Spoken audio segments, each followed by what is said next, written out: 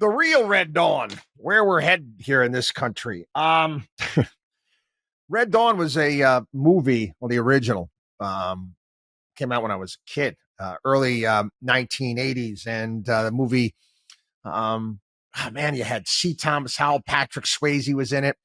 In essence, Russians, along with the Cubans and Nicaraguans. There was an invasion in the United States, and these high school kids fought back. They were the Wolverines against the communists.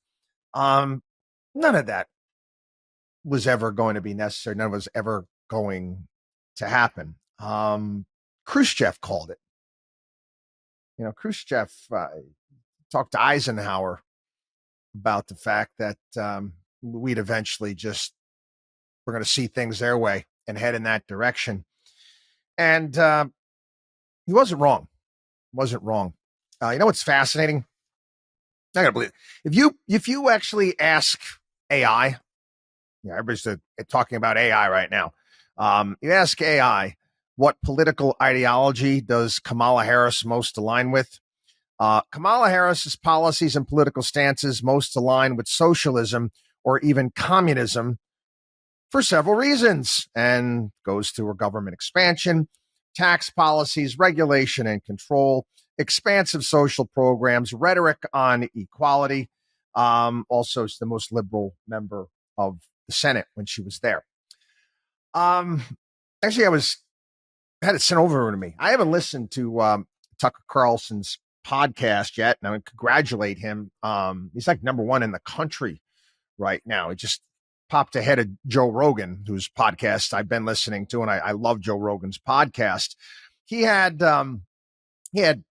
Ben Carson on his show, and I was watching the clips of it, and Dr. Carson brought up something that I, on several occasions over my 25 years on air, have brought to the attention of my listeners. And, quite frankly, it really doesn't get that much attention elsewhere. I don't even know if Limbaugh ever did it on his program.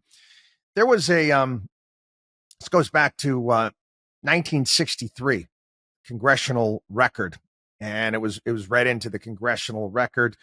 It was from the book by Cleon Skousen, the Naked Communist. It was the 45 goals of communism. Now, again, I want to remind everybody, this was 1963. And I'm not going to go over all 45 because, quite frankly, some of them kind of, historically have, are done with. They've kind of gone away, that they're not really as important. But I want to talk about the cultural issues here that really, I think, might strike people as like, wow, this is what the communists want? Well, they're winning. One thing they talked about free trade was the one of the goals. Permit free trade between all nations, regardless of communist affiliation and regardless of whether or not items could be used for war. We've already run into that problem, and obviously we've cut back with sanctions on serious things. But that's already been accomplished. Some of the other things here, again, it goes back, it's 1963, like allowing all Soviet satellites, individual representation in the UN. All of this happened. Set up East and West Germany as separate states in spite of Khrushchev's promise in 1955 to settle the German question by free elections under supervision of the UN. Grant recognition of Red China, admission of Red China to the UN. Again, this is 1963. All of these things have happened. Let's go into some of the things that I feel are most pertinent today. Capture one or both of the political parties in the United States. Use technical decisions of the courts to weaken basic American institutions by claiming their activities violate civil rights. Get control of the schools. Use them as transmission belts for socialism and current communist propaganda. Soften the curriculum. Get control of teachers' associations. Put the party line in textbooks. All this, done. Gain control of student newspapers. Use student riots to ferment public protests against programs or organizations which are under communist attack. Infiltrate the press. Get control of book review assignments, editorial writing, policy making positions. Done and doner. Gain control of key positions in radio, TV, and motion pictures. Done. Continue discrediting American culture by degrading all forms of artistic expression. An American communist cell was told to eliminate all good sculpture from parks and buildings, substitute shapeless, awkward, and meaningless forms. I remember.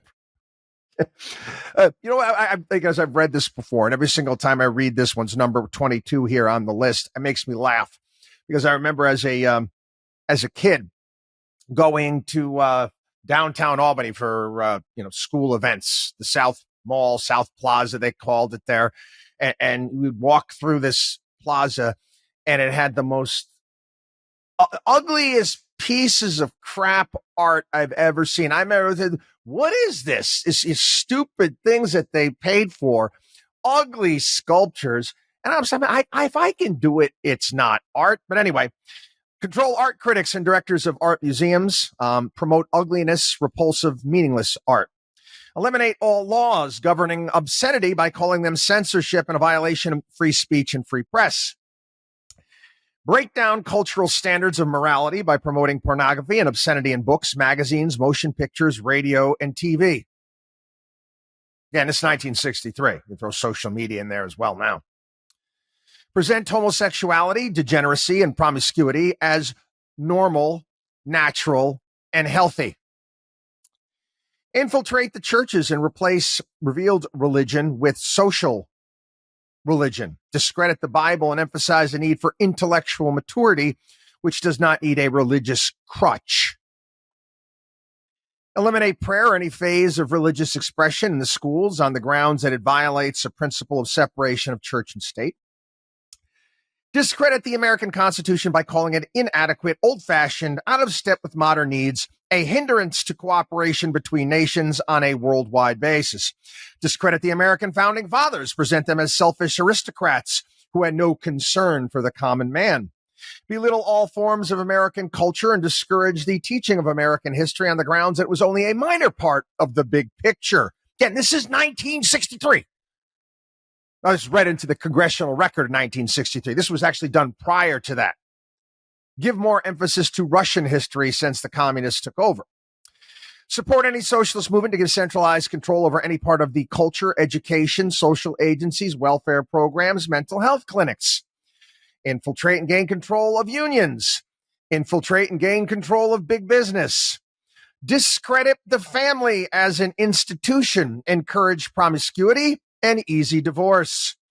Emphasize the need to raise children away from the negative influence of parents. Attributed prejudices, mental blocks, and retarding of children to suppress influence of parents. For crying out loud, they just passed a law in California. Newsom just signed into law. Nope. If kids wants to take puberty blockers, don't tell them. Again, this was not today. This wasn't written today by Alex Jones or anything like that. This is from the 1950s. Create the impression that violence and insurrection are legitimate aspects of the American tradition that students and special interest groups should rise up and use to solve economic, political, and social problems. Those are just some of the 45. How do you think the communists are doing? I'm just throwing it out there. How do you think they are doing? Doing well. Kicking ass and taking names here in the United States. And again, my longtime listeners know this.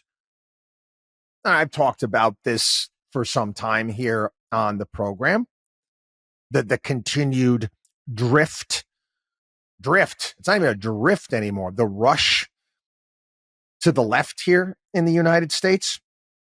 I was actually taking a look at Hillary Clinton's economic proposals from 2016 when she was running against Donald Trump. They would be considered conservative today.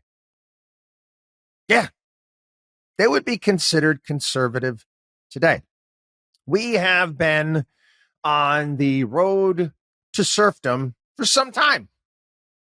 That's Hayek's phrase, not mine. The road to serfdom. And I always, like to call it, and I use AC/DC's highway to hell. But we're on it. Okay? Make no bones about it. Across the board, across the line.